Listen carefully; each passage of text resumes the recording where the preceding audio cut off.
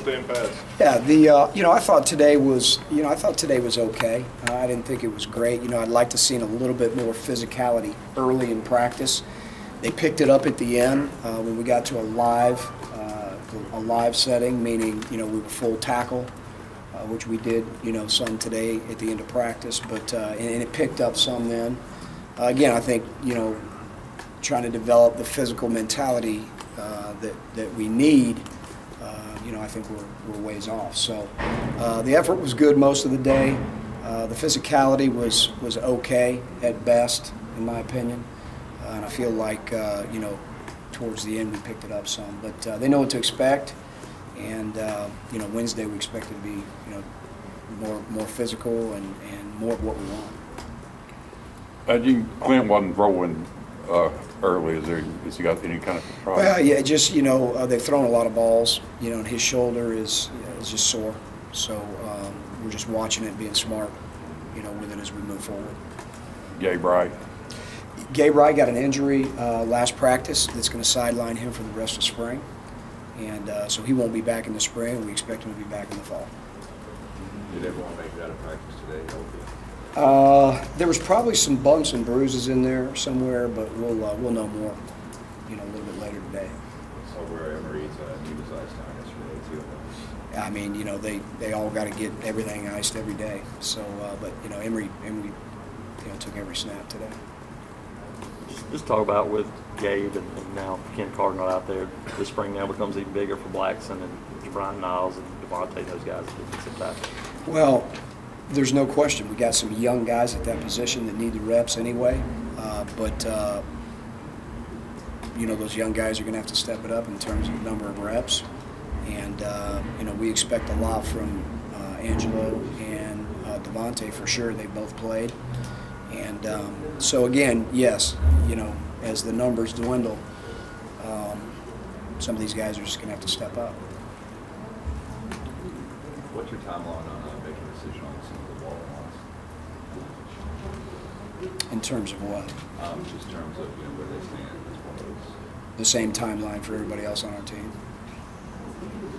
Would you say the problem with the physicality, or what you saw today, was more from a technique standpoint, or was it just just going out there and hitting something? Well, it's definitely not that they don't want to do it, but there's a lot of thought process going on right now. Yeah. And I think that took a little bit out of it early on. And there's going to be some of that, as we discussed earlier, the same question. There'll be some of that. And again, what we're looking for is, if you're going to make that mistake, let's just make sure that we're playing a physical nature of football, physical brand of football. So they're definitely, they're definitely thinking. There's definitely a lot of thought process. But again, I think what we got to narrow in on is regardless of all that, the physicality of the game is the number one thing, because the thought process and the learning will come with time and reps. So I think that was part of the and I'm not going to say it was a problem today. It wasn't a problem, but it was just something that I think that needed to be brought to their attention, and it'll be better Wednesday. Gene, when you were scouting and signing Sammy Coates, what really jumped out about him? He's a receiver with a lot of length, and he's extremely fast. Got very, very good hands. He's just a young, raw guy, but he's got a lot of talent, and so he's a very promising guy for down the road. He's got to continue to work. He's made improvements, daily, everywhere for him. And I'm really proud of him in the classroom and some things he's doing all the way around.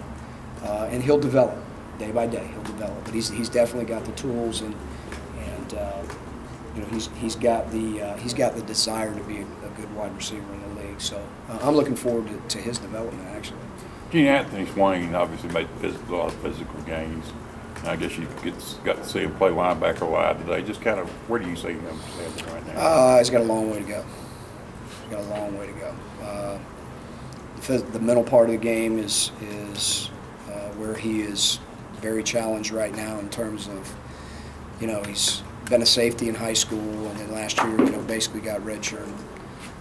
And so he's just, it's very challenging for him right now. So both mentally and physically out there. So he's going to ramp it up on a lot of levels. Vanguard talked about cross-training guys at linebacker, moving them around. Jawara was kind of shadowing Jake a little bit today.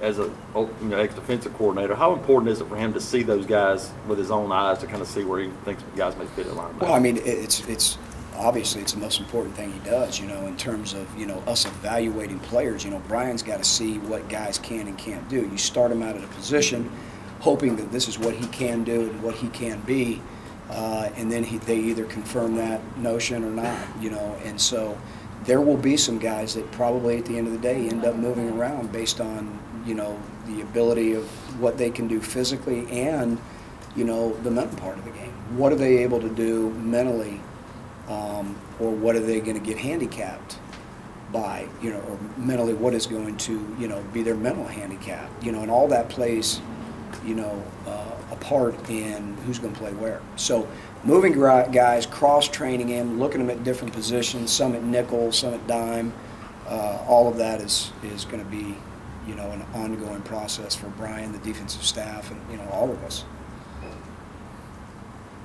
Anything else? Appreciate it. Thanks, guys.